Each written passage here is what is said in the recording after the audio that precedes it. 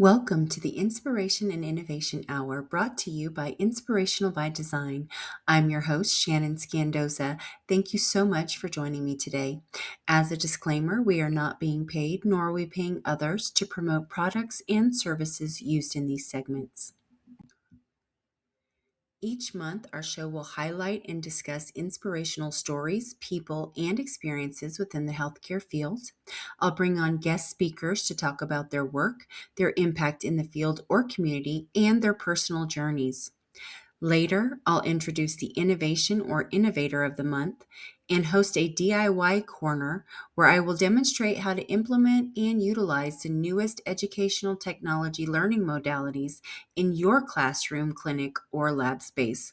So don't scroll past or hit the back button. We've got a great show for you with some incredible guest speakers and EdTech play you won't want to miss.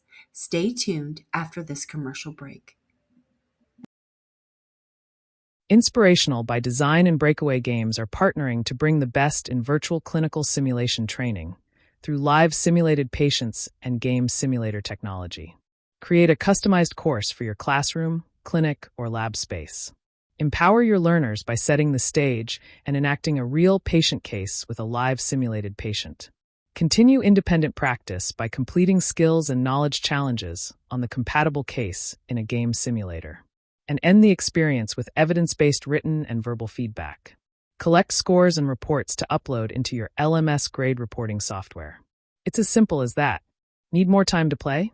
Hop on over to the AIM EdTech Lab, a free discover and play site for healthcare learners, faculty, and simulation educators.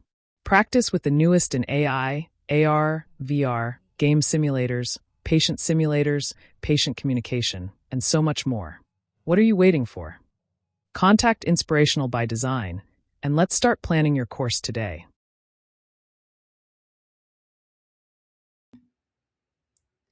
Welcome back. Our show today is dedicated to the Association of SP Educators in celebration of their 25th anniversary. Our riveting topic today is on AI in human simulation, honoring the human, shaping the future. Today, we're exploring the past, present, and future of artificial intelligence in human simulation. As a field rooted in relational authenticity, psychological safety, and human connection, we are standing at a pivotal moment. AI is rapidly evolving, and so is our responsibility to engage with it thoughtfully. Our goal today is not to decide whether AI belongs in simulation, as it already does. Instead, we'll explore how we lead with intention, ethics, and integrity. I'm so inspired by our special guests.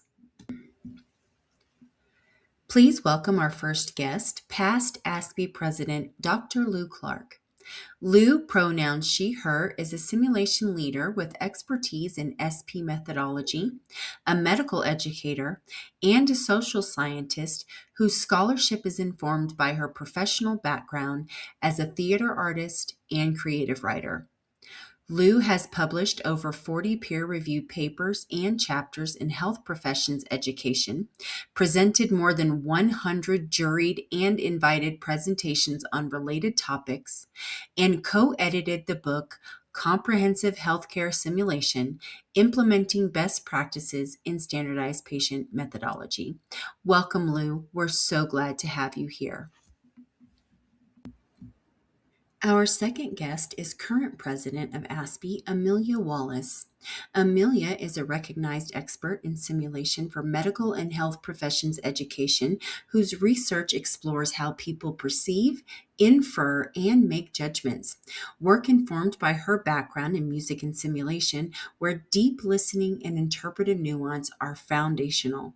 Since 2007, she has presented over 100 peer-reviewed works on SP methodology, co-authored papers on its application, contributed to ASPE standards of best practice, and currently serves as the president of ASPE.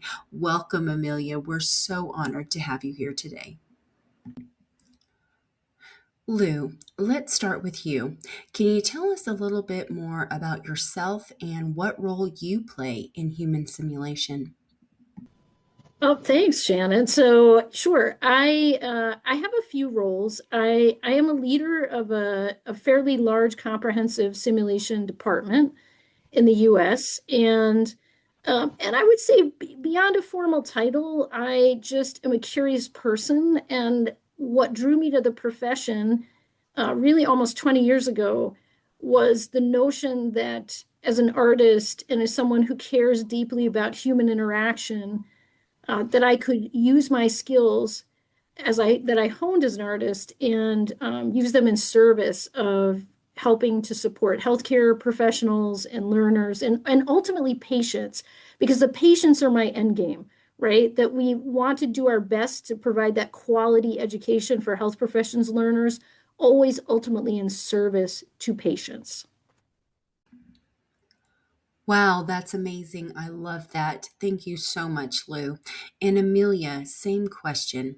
Can you tell us a little bit about yourself and what role you play in human simulation? Sure, I have worked as an SP educator in different forms of SP educator for the past 20 years at the same institution. What drew me to SP methodology was coaching and deliberate practice. So, related to my background as a musician, I've been obsessed with the interplay between what makes something subjectively good and how do you do that in a repeatable way, very since a very early age. And the idea of doing that in this context in medical and health professions education has always been exciting to me. So skill set development specifically. Thank you for sharing, Amelia. That's beautiful. I appreciate both of your backgrounds and perspectives and why you are here doing such important work. Let's begin by looking backward before we look forward. This question is for you, Lou. When did you first notice AI beginning to influence human simulation, and what were the earliest reactions within ASPE? Was there excitement or skepticism, and did you notice any hesitation? I would say, I'm not going to say ASPE as a whole, right? Because I was president-elect in 2023 and president in 2024-25. So I'm going to say anecdotally among people in my circles, right? So I wouldn't necessarily put this on ASPE, that I definitely did notice some, I don't know if I'd say skepticism. I would say there's a history in human simulation as far as I've seen it. And Amelia and I have both been in this for about 20 years. So we sort of share a similar range of time in the profession. Is that there's the new latest technology that comes out, right? It might be a new mannequin. It might be wearable technology really took off in the 20 years that I've been doing this. So there's always, the ever present technological innovations that come up. And in a way, AI is the latest one of these, but in a way, it is not. And so I think that's really interesting. So I don't think I heard people being skeptical. I think what I heard is recognition from our peers and from myself, looking to see how is this the latest technology, but how is it different than other times where technology has come about? And there are some really important differences in the ways that AI mimics human interaction. And there are really important ways that it has been created and then evolved and morphed. And when we think about what gets fed into it and that it can be indiscriminate, I have deep concerns around the biases that it has been fed already. So it's also obviously pervasive. So it's free in many instances, so freely available. So I think, unlike other previous sort of technological simulation innovations and applications that were for purchase by very specific vendors and often incredibly expensive new products, the fact that this is freely available in many instances, it is unjuried in terms of content and biases. It makes this a very different kind of technology for those of us working with humans in training healthcare professionals to face. And I will say, I think there has been some fear, but I also think that there's been a resolute sort of attitude amongst professionals that I know that we are going to engage with this and we are going to figure this out and we're going to move forward with it. I think the human simulation community is 100% galvanized, and we are actively doing that. Thank you for that amazing insight, Blue. I couldn't agree more. Amelia, were there any other conversations happening behind the scenes that you can remember, or is there anything that you would like to add? I would echo everything that Lou said. I'm looking and thinking about your question. So for me, noticing AI influencing human simulation, I think my area of interest has always been inferencing. It's been that since like 2008, 2009. And thinking about that in terms of, SPs being good at noticing the difference between what they've observed and what they've inferred and resulting judgments or things like that. And in the literature on AI around 2017, 2018, Bayesian inferencing started to pop up as the way LLMs were starting to be able to configure data and start to infer things like smiling, or like in Zoom when you want a thumbs up. It's not only Bayesian inferencing, there's lots of different inferencing, but AI is built off of inferencing. So that was probably the first time I started thinking about the bridge between human simulation and what we're doing and what AI is doing, and figuring out what are the things that we want to keep and what are the things that we would be okay to outsource. And those discussions, I think I started noticing around 2018. And I think I would agree the reactions range. There is it's here, you've got to learn. There is also there's a certain enthusiasm, I think, that early adopters of technology sometimes have that can also instill fear in people regarding being replaced. And so I have to hold myself back by wanting to give feedback about, maybe don't smile so much about replacing people. It's not helping the conversation move forward. But I think that one thing we know about people who work in ASPE methodology is they are facile and very good at adopting new things. Brilliant. Thank you for providing that perspective. I feel that as SP educators, adaptation is what we do best because we have to. You have to think, react, and be able to intervene and change all at the same time to be able to adapt to the outcome. And I think that AI is no different.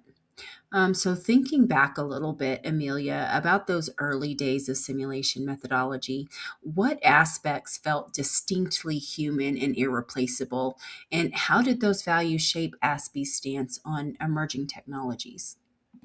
Yeah, and I think right now we're still shaping ASPE's stance on emerging technologies. We're doing work on that, right, so that we can decide. But I'll speak to it from what I do in SP methodology.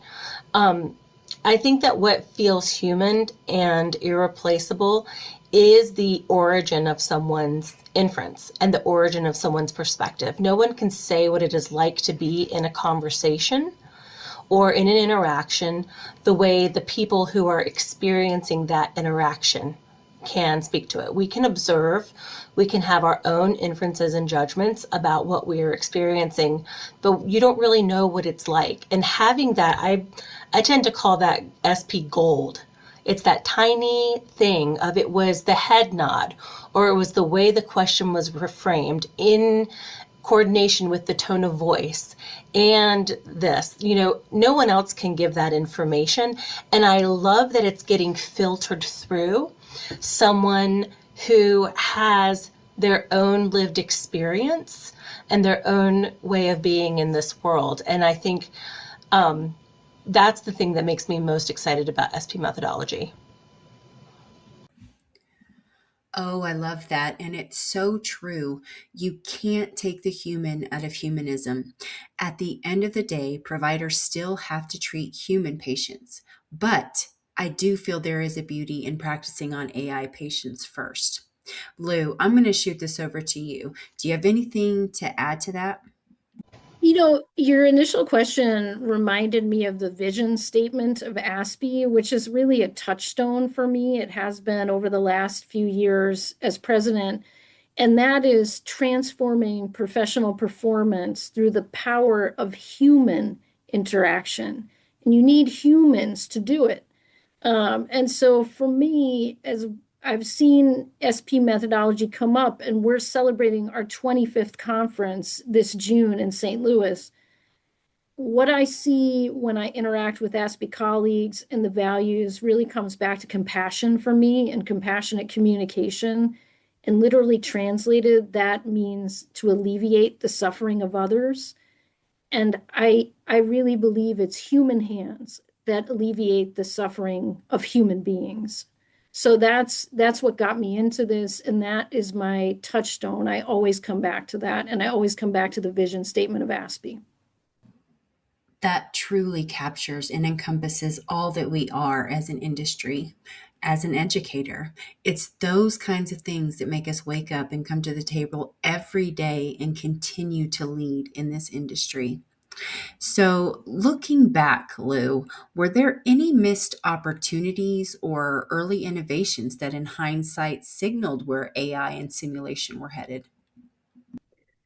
I don't know if I'd say missed opportunities, and I'm gonna share a little bit about an article I have in process with 9 other sim leaders. And this article hopefully will be coming out pretty soon, meaning in 2026. And I share it because it's taken a few years for us to, you're working with 10 people on a very new thing that's a potentially controversial thing. It took some time to come together and get ourselves together.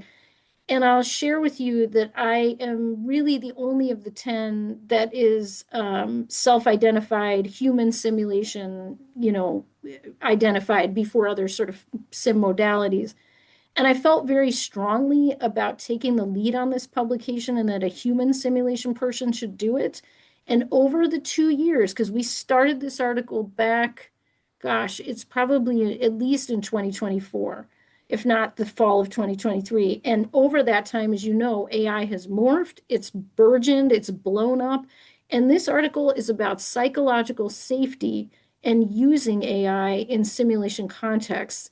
And at the beginning, I was saying some things that might have seemed very controversial, and I've been heartened that now others have come on board and really recognize that we really have to respect and mind the safety of all the individuals who engage with this, and we have to give it attention. We have to prioritize it. And I think that I credit this to my work as an SP educator and my connection to ASPE, because always coming back to ASPE, we prioritize right there in domain 1 of the standards of best practice, safety for SPs, safety for all.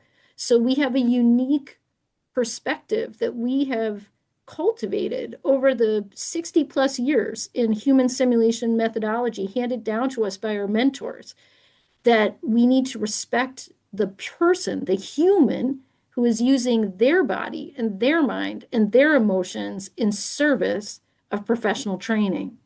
So I think for me, in the early days of this, that was absolutely informing some of the early work that I was doing with others a couple of years ago, and I'm excited it's coming to fruition. But it's been a really good dialogue. I have a lot of respect for the other professionals involved in the conversation, and I'm very heartened that these professionals of all different backgrounds, healthcare providers of all different lenses, other educators, researchers, people want to listen to one another, and they've been a very respectful group. So that really heartens me. Beautifully said. Because again, the human is never going away. We will always be at the center of the conversation. Amelia, did you have anything you wanted to add? I think that if I were going to add anything, I would say that in thinking about a missed opportunity or an early innovation that wasn't really paid attention to, I'm not sure that I would view anything as a missed opportunity, but it does make me want to think about the importance of reflecting and the pressure I think that comes with new technologies and people who are tasked with looking at how they might integrate them into their work. Because I think we could go back and say, well, maybe people should have been thinking this way about artificial intelligence or seen this coming. And if you're not, I guess, what is it? If you're not an early adopter, then maybe you're going to miss the bus or something like that. And I don't necessarily feel very worried about that. Because I don't know about you all, but I don't know many people that work in SPE methodology who have a lot of time to do anything other than get the task at hand done.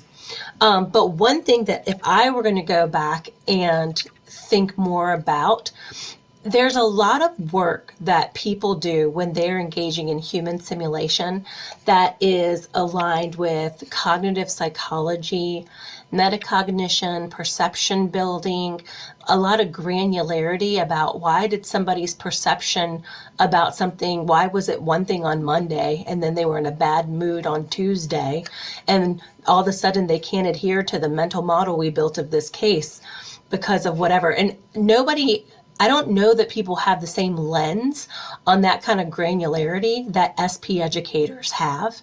And so if I could go back in time, I would say pin those down, all those examples, and start kind of outlining where is that expertise being built that we can't even quite articulate.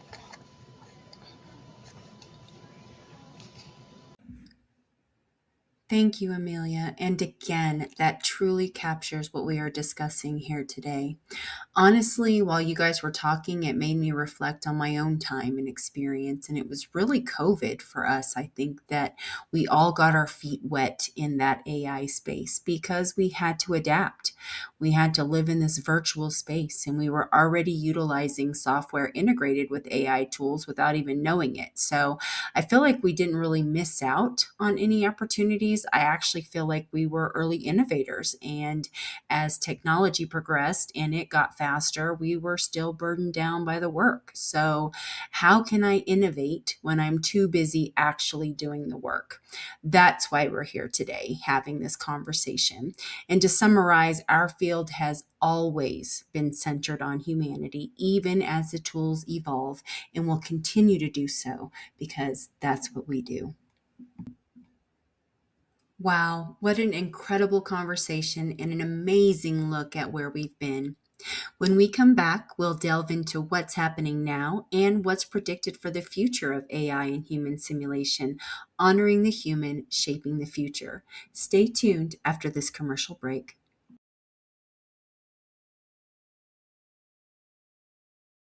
This is so exciting! I can't believe it! Inspirational by Design and Breakaway Games are creating virtual escape room courses. It's so amazing. Check it out.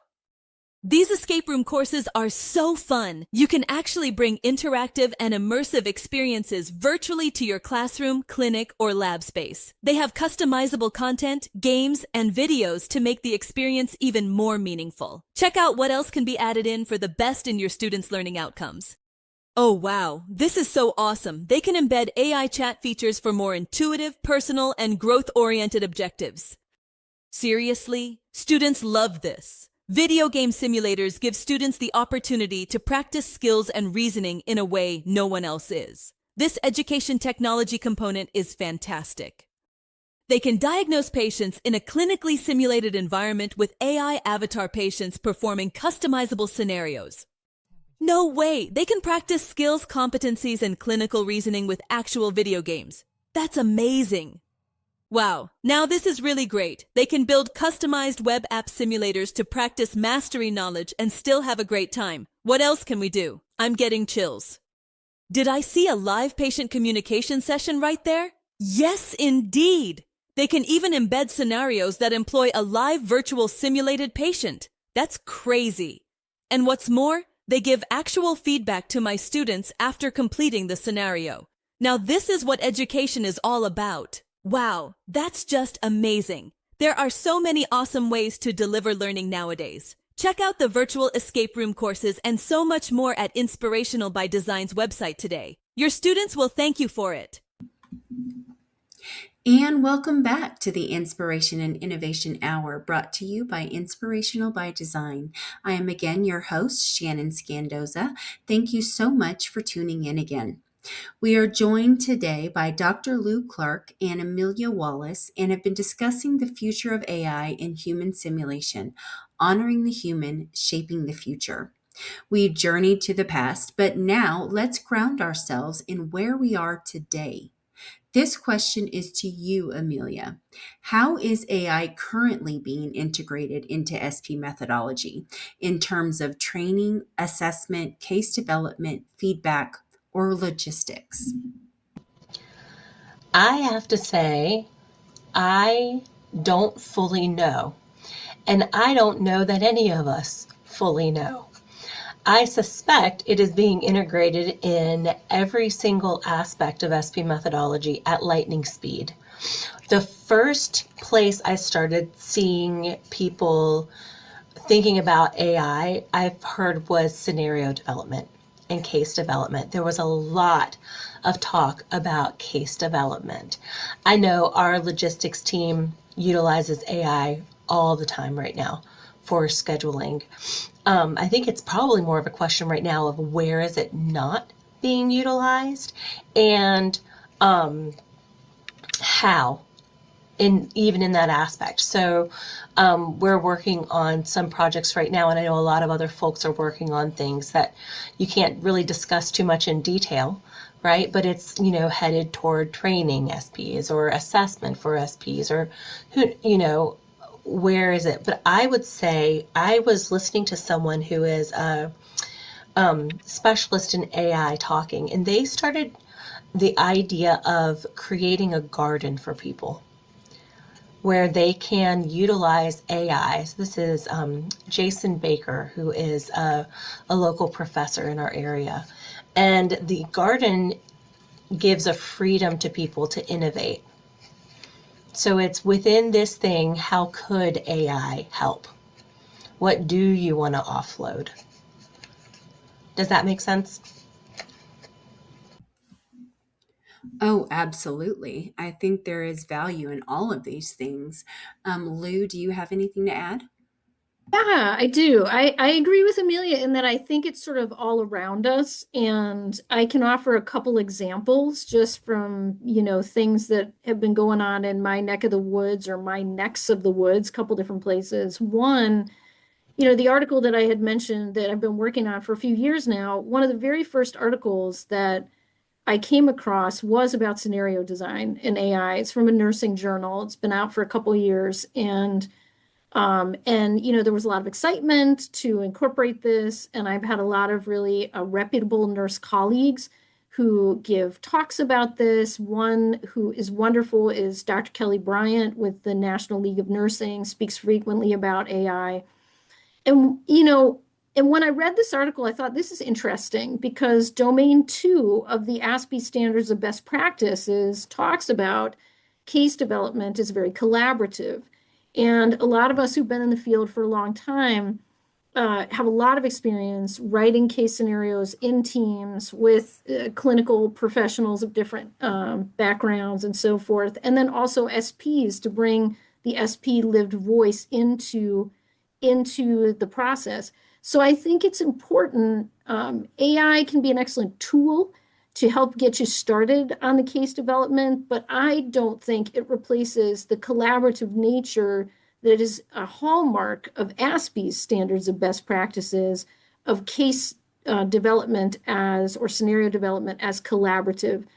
And why that's really important here is because we know AI is full of biases, right? These LLMs. And so with deliberate, and so can humans who, if you only have, say, one who writes the case. The reason we've done it as collaborative is to mitigate the effects of bias. And that has developed over decades, that practice. And I don't believe it should replace the collaborative nature that is the hallmark of the ASPE standard. So I think it's really important to talk, speak to that. But to start with it, great. It can set you down the path. So I think it's a great tool to get you started. One other place I've seen it pop up is around assessment in SPs. And I'll just say locally, I've seen this. And I think this is about saving money. And we'd be remiss if we did not talk about money because it's just, always a thing. And for years, we've heard SPs are expensive. We've heard that for a very long time. And we've heard it in relation to other forms of technology, which are actually also incredibly expensive. So this is new because AI is often LLMs. You can access them often very freely unless you're developing a new app or chatbot or something. But anyway, locally, I have permission to use some student evaluation data where a significant portion of an assessment, and I'm not even going to say for what kind of learners, it's a graduation requirement, is all I'll say. Within the last year, it was replaced. Half of our human SP cases were replaced with AI chatbots. And the students were so dissatisfied that now, a year later, we're about to start training all the cases again cast by human SPs. And I will just give you a representative quote of some of that feedback. It's de-identified. Live SPs were able to adapt their emotions based on what I said, asked. I liked that they would bring their emotions to life. We're also able to match their tone of voice and emotions, which is vital. So I think, to me, these sort of ways that I've experienced interacting with AI, I really sum it up and say, when we, the humans, are in control and we're using it as a tool like we'd use any other form of technology, let's take advantage. Fantastic. That said, if we're going to train our students on compassion, on empathy, to interact with, some form of simulation modality to foster these things, then we should test them using the same modality. And so, and I, of course, am speaking about humans, live SPs. Oh, wow. I agree with you on all of those levels. Cost is a thing. I remember when I was in the brick and mortar space having to justify and advocate for my $80,000 SP budget. And I was like, yes, I do need every penny from this budget. And I don't think you understand. We're paying for humanistic quality, whether that's with technology or if I'm paying an actual human. Either way, I'm still paying out. But you get what you pay for, and quality is no exception. I see so many advantages to AI. I see it as part of an important learning pathway because even humans get foot and mouth syndrome at times. We say the wrong things, ask the wrong questions, or display the incorrect emotion. So we need to practice our communication before actually interacting with another human being. So what better way is there than to work out these anxieties with a chatbot? Right? So that by the time I have my simulated patient experience, I've gotten it all out. I'm more confident. I'm able to communicate because I've already established my tone or cadence, and I feel like I've entered my space, so to speak. I feel like it really boosts the learner's confidence and thereby engaging the SP. They're more concentrated and focused on patient conversation and care. And that's the meaningful part of the conversation that they should be having. And I feel like that's been a huge help. AI is great as a research assistant. It's actually great for so many things. But what it's not is a mental health provider, a life coach, and a friend. So I completely agree with you there. As we think about this, Lou, what ethical considerations feel most pressing right now as AI intersects with simulated patient work, whether that's data privacy, authenticity of learner experience, labor implications, or most importantly, bias? It's such a great question, Shannon. And the first thing that comes to my mind are the ethics of representation. And that really comes to me because my first training, my first love and my first training was acting. It's for the theater, for the stage and performance. And we're in an era now where, there are people using AI and virtual sort of platforms and sim where, the person sort of behind the technology might be one ethnicity and one voice and, have one sort of set of abilities. And then the people, the avatars or the representation digitally doesn't match. And that's really a huge issue for me. I think when you combine that with the biases that are all too prevalent already in all the information in the LLMs out there, then you really have to ask yourself, it's sort of meta, right? You're in a simulation, but it's sort of like, what is real at all, right? The person behind those digital images, you know, um, it's not the same. And it's not the same culturally. It's not the same lived experience. And I want to say, I am an associate professor of medicine. I have recommended, as you just said, forms of AI for students to practice with before they come for their SP encounters. I agree with that 100%. There's a wonderful program where students can learn what it's like to be older, adult patients. And I think that's terrific because, historically, I work at an institution where the students tend to be of a traditional age one might expect for medical students, whether that's, 20s or early 30s. So for them to gain an appreciation, empathize, try out different skills with that form of technology, I really value that. And I think it's wonderful. Before they ever sort of maybe interact with RSPs, they get that practice. So I want to also say I'm an adopter of technology. I want the technology to help, be in the spaces in the curriculum where it can best serve us. And when we are not acknowledging that, for example, right? So if we have those older adult patients and the purpose is to learn how to interact, and that's what the cases are about, and everybody goes into it with that knowledge, and it's a very reputable vendor I'm thinking about who does these virtual patient cases, it's pretty above board. But if we are hiring people that look and sound and have one way with different experiences to portray people of different backgrounds and ethnicities, and the people who are the learners receiving this are unaware, that feels unethical to me. That feels duplicitous. And that to me is one of the biggest issues that I see with this. Thank you so much for providing that very important perspective, Lou, because I think that this is something that plagues us as an industry. The fact that we have to suspend reality or go in with an alternative reality. And that's just not fair, to be quite honest. And in that respect, neither is standardization. People are not clones. We are very, very different in terms of being a patient. The fact that we have to replicate and practice one case to fit 10 people with the exact same backgrounds and answers, I mean, that's never going to exist. This isn't AI world. This is the real world where everything is messy, it's chaotic, it's individual.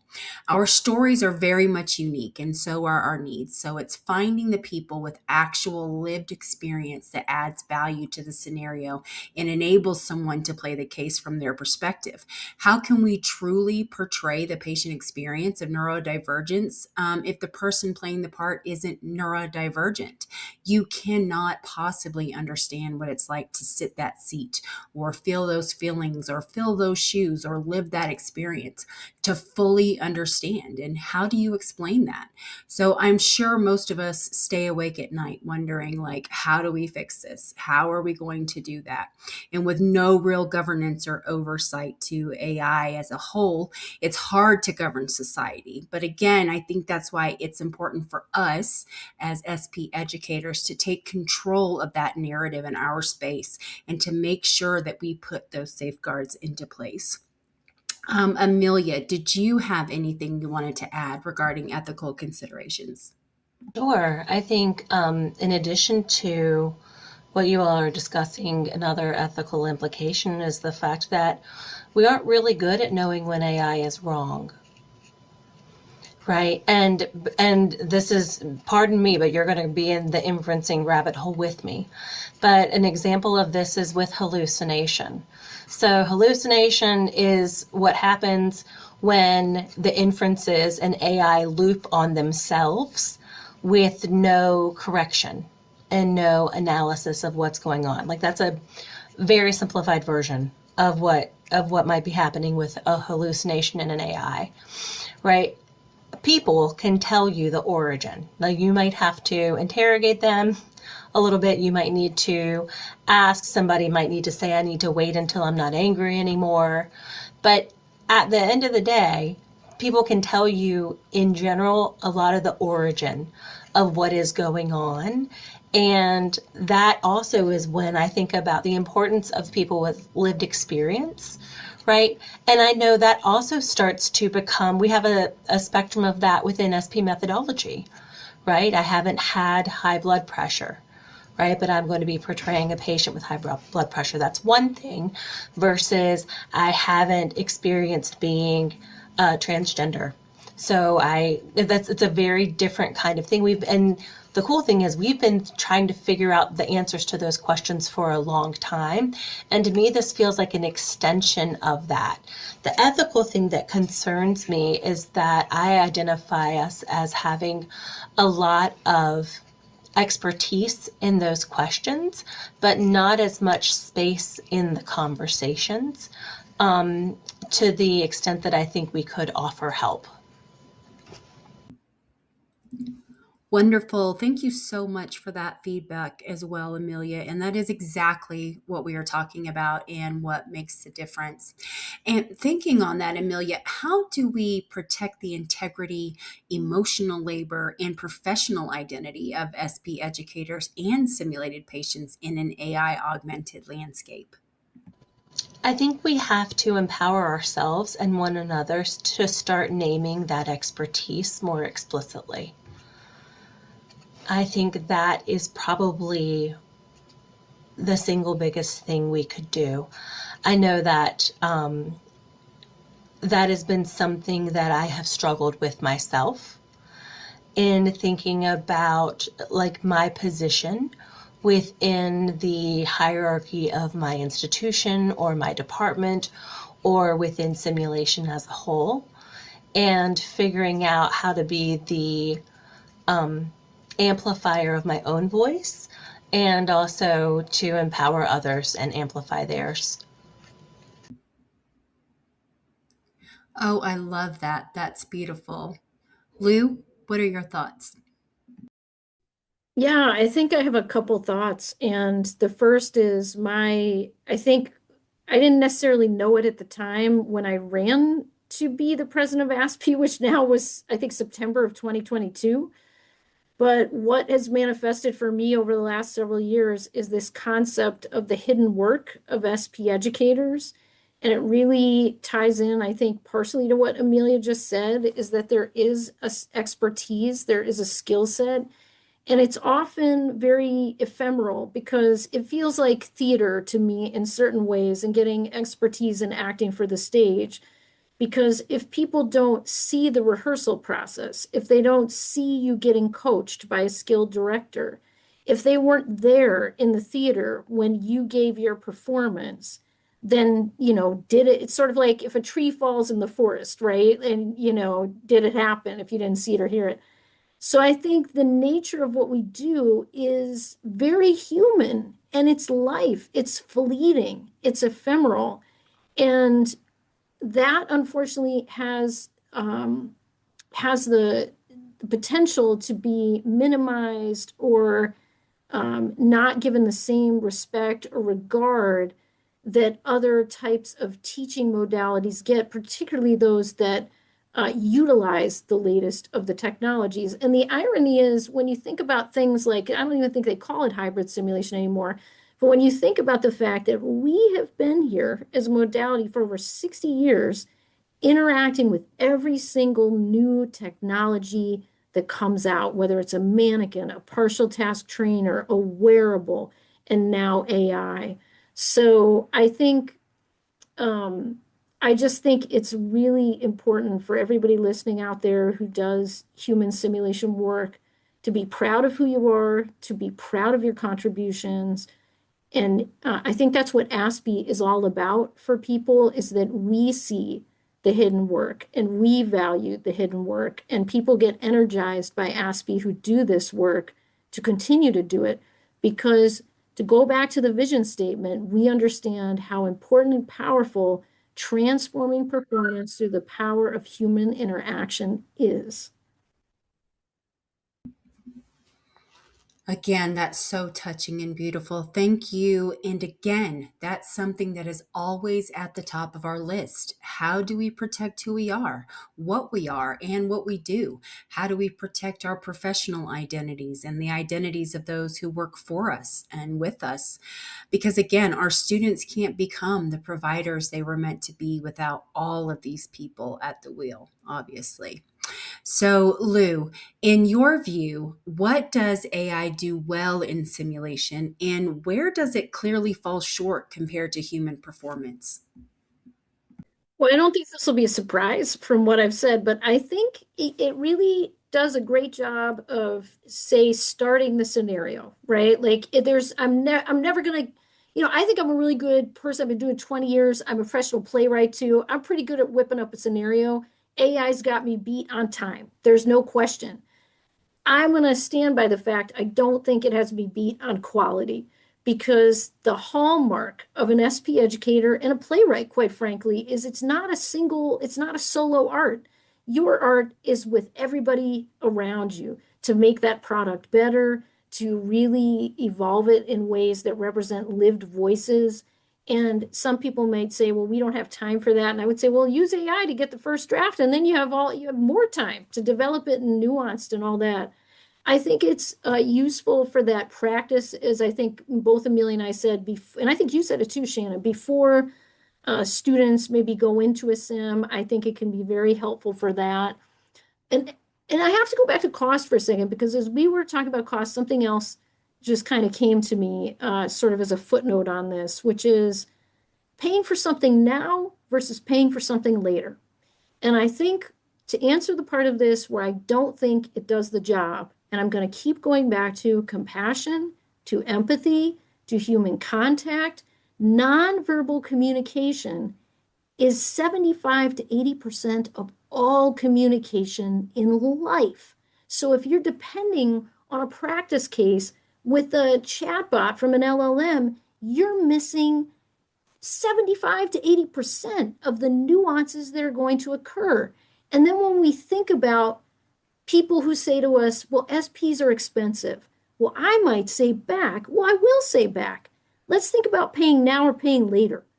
Paying later in the form of medical malpractice, lawsuits, errors, complications that happen because of miscommunication.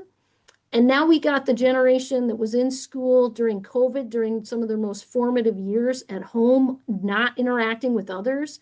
This is the time we should be doubling down on training for communication skills, because with each group coming up, they are depending more and more on digital technology at the exclusion of human interaction. So my thought is, let's pay less now, have better care, and actually have health systems paying less later in lawsuits and issues that could have been averted had the trainees gotten support. So I think, yes, use AI, use it for those things. But I think if I want compassion, if I want to receive empathy, I want it from a human. That's going to mean the most to me personally. I couldn't agree more. What I want from people is empathy, is sympathy, is compassion, is dignity, respect, value. I want to be at the center of my own care. I don't want what you want for me. I want what I want for me. And I need you to bring it to me where I'm at. And I think that's what the problem is. We're really trying to figure out where that's at. I do think AI can actually help boost that for everybody in this situation. Amelia, I would love to hear your thoughts and view on this. I think I love AI for the things that it can do well. One thing that I really like is a chatbot that you type in. I love the typing chatbots because one of the things that we see with learners is sometimes when they have challenges with communication, there's like a mismatch between their diagnostic thinking and their communication skill, right? And it's so like they've got two gears happening at the same time, or three or four, and one's not quite there yet. So there's that awkwardness that can happen because they're trying to acquire so many skills at the same time.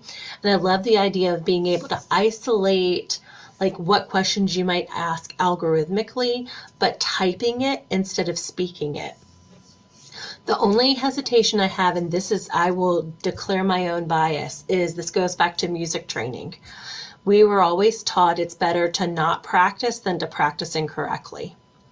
And sometimes I worry about the communication chats because they're still not quite there yet with what Lou was talking about with like the nonverbal communication or even sometimes like the conversational pacing.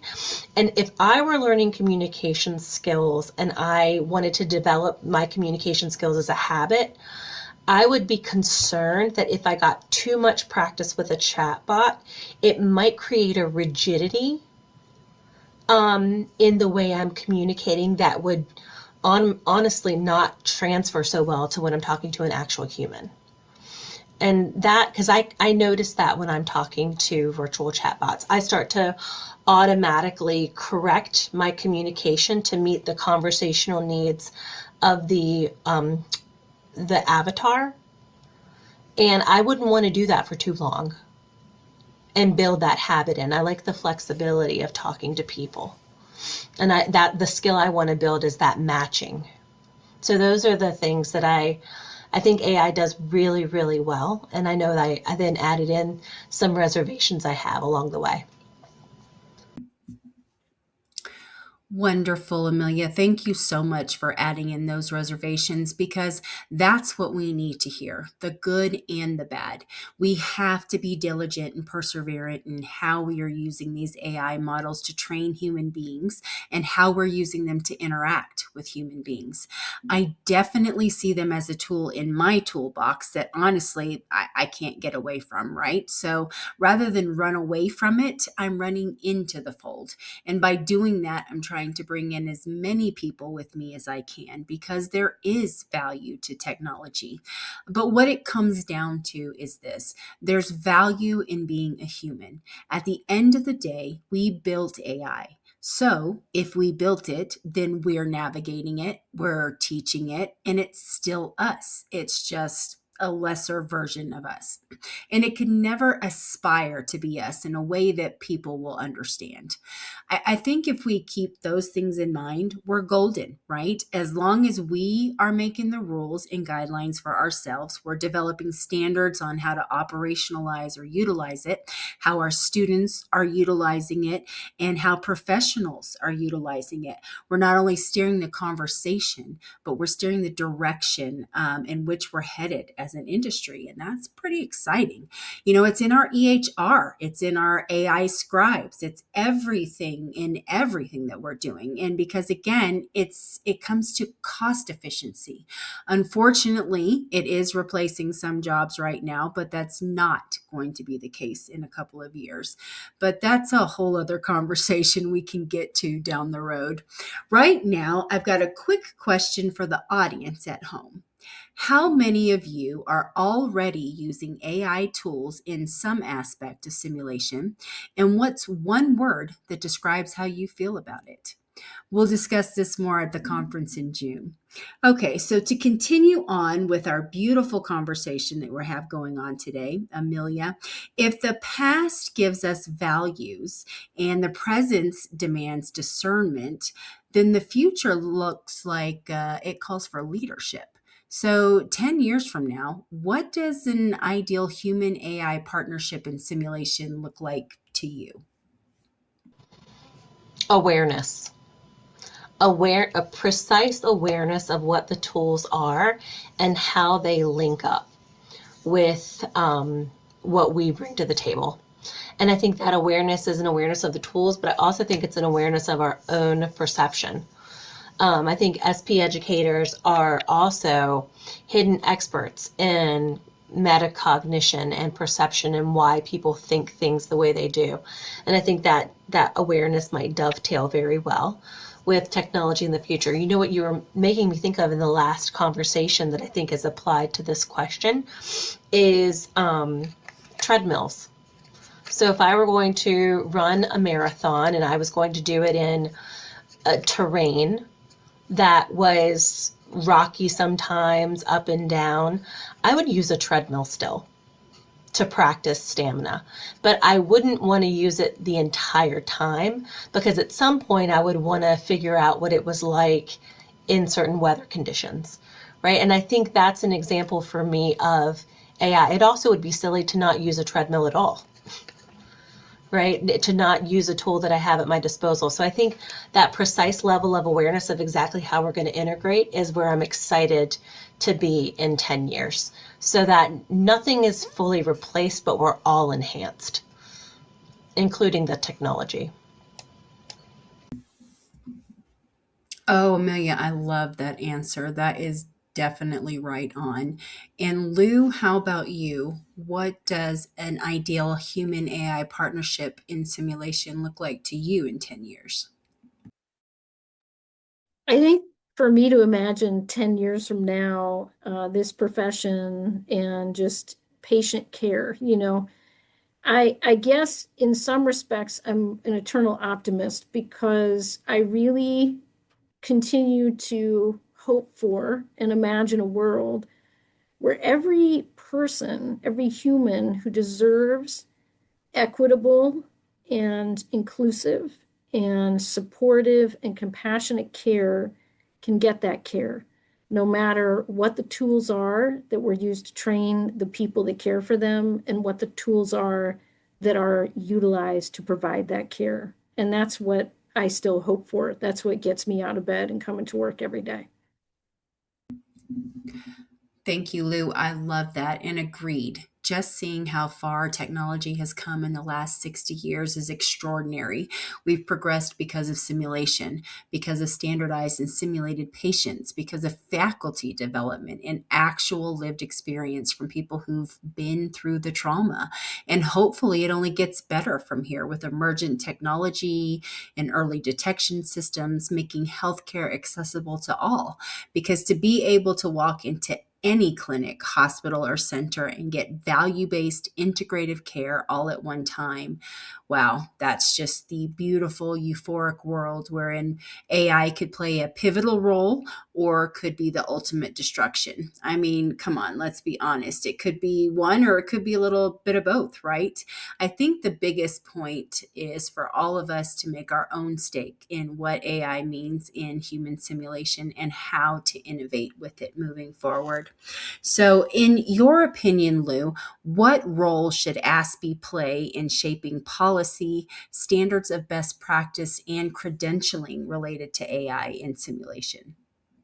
Well, I think Amelia and I probably both have some things to share on this. I definitely feel like ASPE should be and is at the table with the other leading simulation organizations, healthcare simulation organizations. Our voices are incredibly important for many of the reasons we've shared. And I'm very excited about where ASPE's going. And I'm going to let Amelia tell you more about it because she's really leading an initiative about this. Thanks, Lou, for providing that update. We will definitely look out for that information. We appreciate it. Amelia, we would love to hear what you have going on.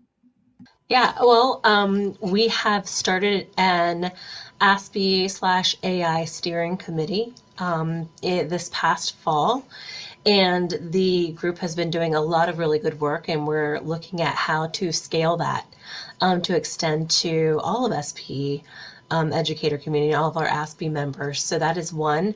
And I would agree with Lou. We have established really good relationships with the simulation community. I'm thinking about the work of past presidents, and since Lou is here, the immediate work of this immediate past president, right, to help, I guess, bring everyone together at the same table. So we are part of lots of groups within the simulation community at large and asking these questions together. And I think that's how we're going to work through integrating new technology. It's going to be together. And I feel really excited about the relationships that have been built, and hope to continue that stewardship that Lou has continued in her presidency as well. Well, I've got to say, we are truly blessed as an association to have you both. Lou as past president, yet still here advocating and doing the work, and Amelia as current president, moving us forward into the future with vigor and investment. And it is so fortuitous. We have a beautiful simulation community. We have wonderful partnerships with other associations within our industry, and we are true pioneers. We navigate, adapt, build, and move forward while setting up a solid trail for those on their way. We can relate to one another in a way that only an SPE could. There's a connection, a network, and a lived experience. We are a fellowship, and it extends far beyond what we do in our daily lives. So, Amelia, in thinking about protecting our industry moving forward, what guardrails must we establish now to prevent harm while still encouraging innovation? I think the biggest guardrail is the relationship formation that we were just talking about. I think that takes two things. I think it takes working with new technology and checking our own selves with any kind of resistance, but also doing a dive to understand where that resistance might be coming from, right? And what are the fears? Because a lot of them are true fears that can bear to be discussed. And I think the biggest guardrail is the relationship and the open dialogue about how to move things forward. I'm thinking about the paper that Lou was just talking about, and moving forward with those kinds of interdisciplinary collaborations, because the question about how to integrate AI is not going to go away. But it can be incredibly exciting when so many different perspectives are looking at it together. And I think that's the biggest guardrail I see. Absolutely, Amelia. Making interdisciplinary collaborations happen and keeping conversations open is definitely key. Lou, what's your perspective? Yeah, sort of to build on what Amelia said, I think that SP educators, and I think I referenced this early on in our time together, often want to be recognized for their unique expertise, and for whatever reason, often either don't feel that they are or aren't in a system that supports them and values them in the same way that perhaps people with technological expertise are valued. And the reason I bring this up is I think one of the guardrails is, here's the thing, 5 years ago, there were very few experts in AI, if we really think about it. Lots of people somehow became experts overnight. And I've seen this because I worked with the military doing simulation. I've seen this because I've worked with healthcare providers and physicians, especially my whole career. Smart people quickly become experts in things when things take off.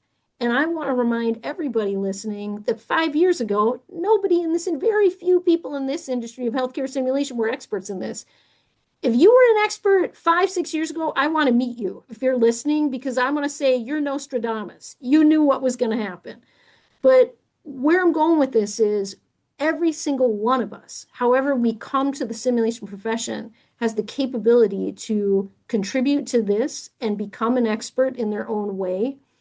And I think it's really important for us to be curious and be humble and be in dialogue with one another. Because 5, 6 years ago, people popping up as experts weren't experts. And yes, they put in some time. They're learning about this. That's wonderful. One beautiful thing about this community is we're wonderful learners. So I think collaborative learning, to me, is the path forward. Thank you so much for providing that insight, Lou. I agree. There's not much there we can do. We have to keep going and make sure we're providing a psychologically safe environment, that we are not providing models that will openly hallucinate, that we are providing better products for people utilizing them to actually make communication better. So again, it comes back to the human sitting in the seat, building those tools and agents that shape our way forward. It's been such an honor to be part of this conversation and part of this community, to see our history, our present, and our future at the intersection of AI and human simulation. It's how we use our voices as simulated patient educators and share our mastery of communication and technology that will shape and innovate industry standards moving forward. When we come back, we'll wrap up the future of AI and human simulation, honoring the human, shaping the future. Stay tuned after this commercial break.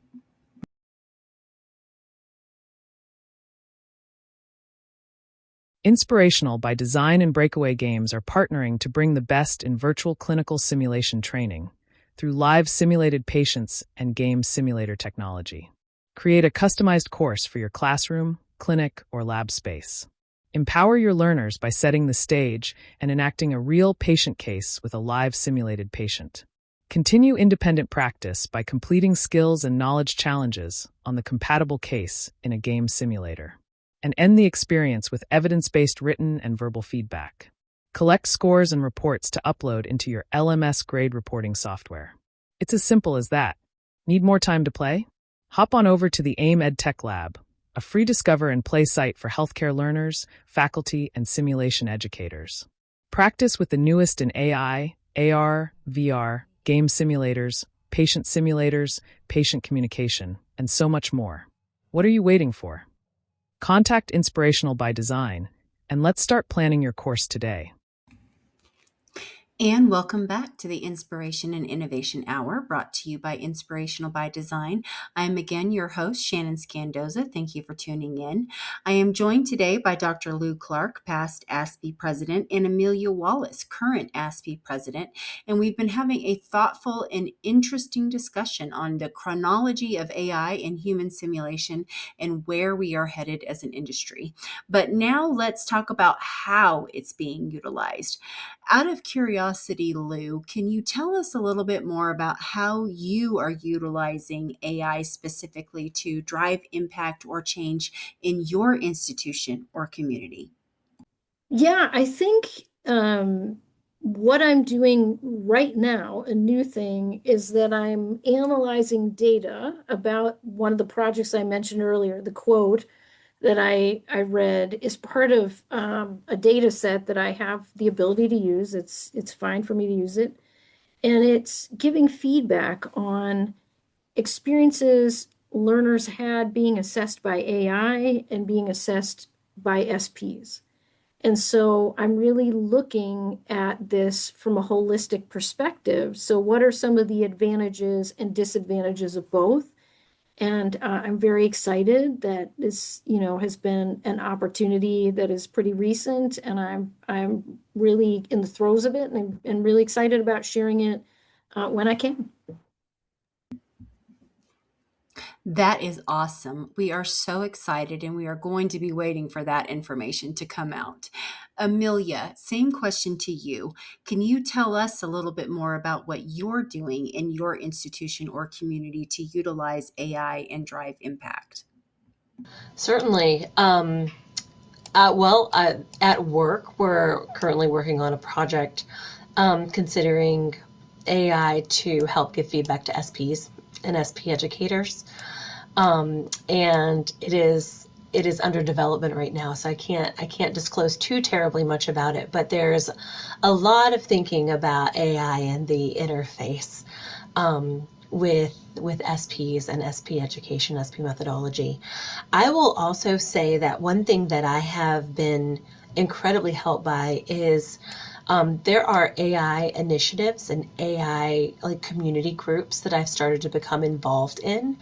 And I have learned a ton by going to very informal meetings with people who are early adopters and utilizing AI to help figure out how to staff their startup or in a completely different domain, and utilizing AI myself for personal things, scheduling things, just to get used to the terrain and what is it doing, how is it doing, what am I choosing to outsource and what am I choosing to keep for myself.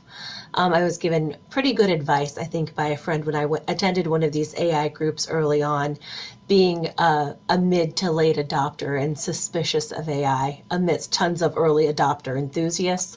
And she said, you do need to use it to be able to have credibility when you're talking about it.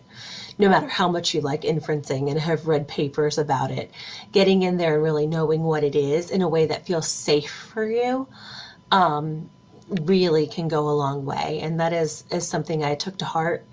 And she was right. It really did provide so much more insight. So I'm using it every day.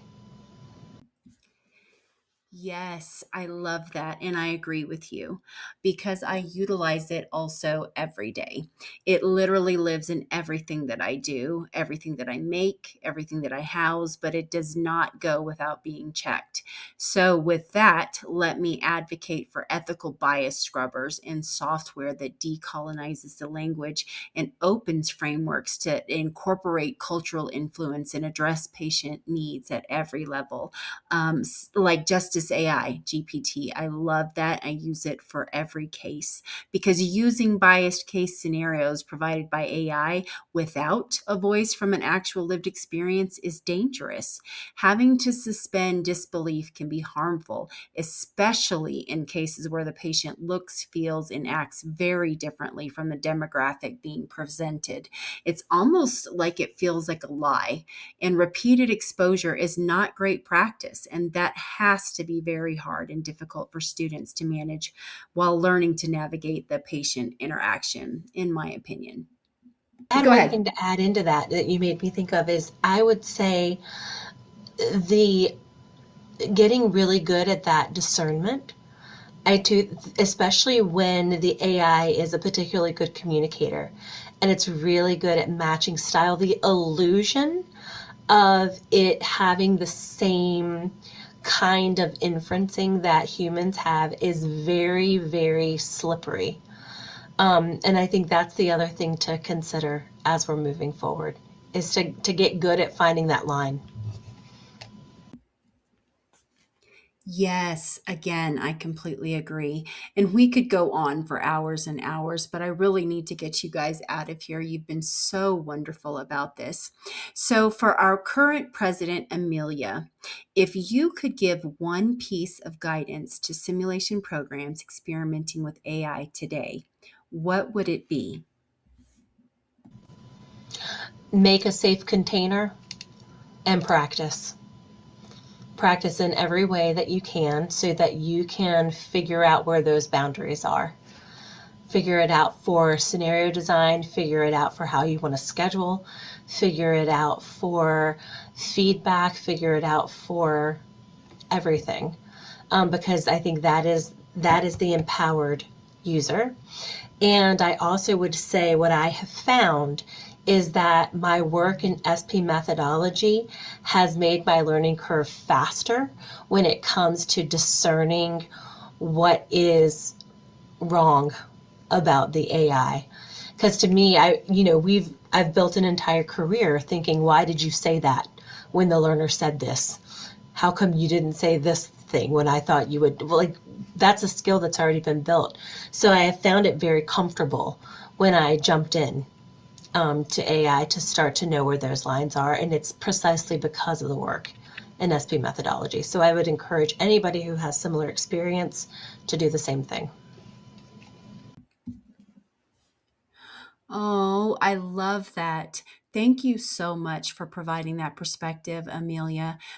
As we conclude, I'm struck by this. Human simulation has always been about preparing learners for real people, complex, emotional, vulnerable, unpredictable human beings. AI may change our tools, but it must never replace our commitment to dignity, relational authenticity, and psychological safety. Thank you to our ASPE leaders for guiding us not just into the future of technology, but into the future of responsible innovation. Thank you so much, Lou and Amelia, for being here today and sharing your perspectives on AI and human simulation and where we are headed into the future. You are absolutely our inspiration of the month. If you would like to contact either of them or learn more on how to become a member of ASPE, please scan the QR code on the screen. Up next, DIY Corner. You won't want to miss it. Stay tuned after this commercial break.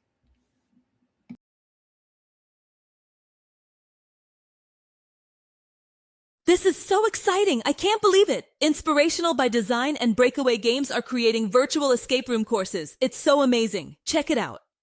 These escape room courses are so fun. You can actually bring interactive and immersive experiences virtually to your classroom, clinic, or lab space. They have customizable content, games, and videos to make the experience even more meaningful. Check out what else can be added in for the best in your students' learning outcomes. Oh wow, this is so awesome. They can embed AI chat features for more intuitive, personal, and growth-oriented objectives. Seriously, students love this. Video game simulators give students the opportunity to practice skills and reasoning in a way no one else is. This education technology component is fantastic. They can diagnose patients in a clinically simulated environment with AI avatar patients performing customizable scenarios. No way! They can practice skills, competencies, and clinical reasoning with actual video games. That's amazing! Wow, now this is really great. They can build customized web app simulators to practice mastery knowledge and still have a great time. What else can we do? I'm getting chills. Did I see a live patient communication session right there? Yes, indeed! They can even embed scenarios that employ a live virtual simulated patient. That's crazy. And what's more, they give actual feedback to my students after completing the scenario. Now this is what education is all about. Wow, that's just amazing. There are so many awesome ways to deliver learning nowadays. Check out the virtual escape room courses and so much more at Inspirational by Design's website today. Your students will thank you for it. And welcome back to the Inspiration and Innovation Hour, brought to you by Inspirational by Design. I am your host, Shannon Scandoza. Thank you so much for tuning in again. To prepare for this segment and play along using the latest education technology, please scan the QR code for the AIM EdTech Lab. As a reminder, we are not being paid, nor are we paying others to promote products and services used in these segments.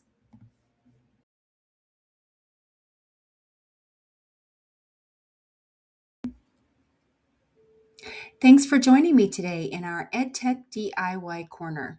Once you've opened the AIM EdTech Lab for healthcare faculty or simulation educators, navigate to the AI tab in the Discovery Zone and scroll down to find any open source AI. For the purposes of this segment, I used the free version of OpenAI GPT, Healthcare Simulation Scenario Builder GPT, and a paid subscription to Justice AI GPT. Today's innovation topic in EdTech is related to AI and human simulation. Our objective today is for you to learn how to build an ethical IPE scenario from a vague prompt. And at the end of this segment, you will be able to do just that. Let's watch the demo. I wanted to create a scenario for an interprofessional team, and I came across Healthcare Simulation Scenario Builder GPT. With respect to the current climate in healthcare right now, I chose a very broad and generalized scenario about a patient with ALS who is undocumented and requires critical intervention. I entered those parameters and voila, a scenario is born. Right away, the patient profile and demographics are produced along with learning objectives with ASEAN mapping for psychomotor skills and cognitive abilities. It provided SimZone classification and SBAR report with queuing and delayed interventions. Not to mention scenario timeline, pre-briefing script, and debriefing pearls. To wrap up, it included phase target, facilitation approach, Socratic questions, an external worksheet, and closing notes. You can even map it to a specific IPC competency, equity and health learning objectives, or SP family member scripts. That's pretty amazing. With a quick copy and paste into Word, I now have a script that I can save and use. But, knowing what I do about AI and bias, I just want to make sure this case is ethical and follows SOBP for authenticity of the patient perspective. So I upload this newly designed case to my paid subscription of Justice AI GPT and ask it to analyze the scenario and check for bias. And, wow, look what happens. It starts to break down the entire case. It identifies the first bias as the clinical setup itself, addressing structural power dynamics into what is framed as a clinical training exercise. The first risk is deficit framing around immigration, displaying the provider as the one holding the power while the patient is the target. The second risk is linguistic bias itself coupled with clinical power hierarchy, followed by the third risk, biomedical reductionism. The fourth risk pertains to hidden cultural assumptions, and the fifth sum up with a role-power imbalance in the team model itself. It goes on to names biases that speak to the systemic implications and exclusion from accessible healthcare, putting accountability back on the institution, not the patient. Awareness is key. In summary, Justice AI rated it as a clinically sound but structurally incomplete scenario, wherein the framework for patient communication is not as inclusive as we think. The summation provided a solution to my ethics implications, so I asked Justice AI to adjust the scenario to a fully decolonial clinical training model. And just like that, my full decolonized scenario is born. It adjusted the clinical training model to account for the 5 areas where bias existed. First, around the scenario framing. Adjustment from clinical assumption to the patient perspective.